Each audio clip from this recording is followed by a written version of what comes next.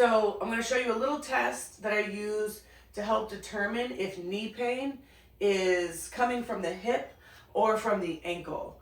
So if you have knee pain and you don't have knee trauma, like knee surgery, you fell and smashed your knee, like a big injury to your knee, likely the pain is not coming from something in the knee.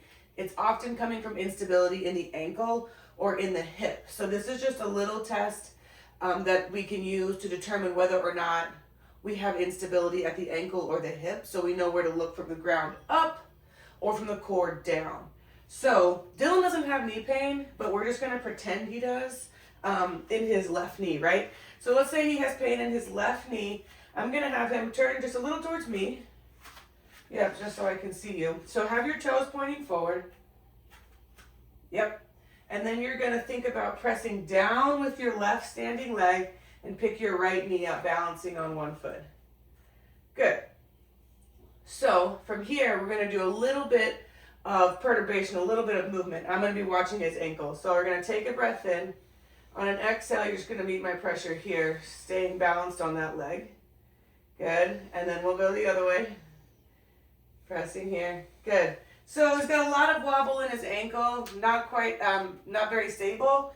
So that's telling me we should be looking a little bit at the ankle and the foot, which makes sense. Dylan has bunions. He kind of rolls in a little bit anyway, so there's probably something down there. And then we'll come down to your knee. So your left knee is going to come onto the knee pad here. Good. Step this foot out in front. Yep. Hands down by your side. Think about balancing over that knee. So not a lot of your weight's in this foot, not a lot of your weight's in that foot. You're really kind of anchoring up over. You feel that a little bit? Okay. So you're going to take a breath in. On an exhale, meet my pressure here. Yeah, much more stable.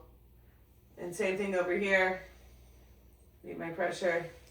I'm just kind of pushing, giving a little bit of movement on either way. So hips are pretty good. So in this case, he had a lot more wobble. He really lost his balance when he was on just the left foot. So we would look at the ankle, think about the ground up. So the foot connection to the floor more so than the hip down to the ground. Thank you very much.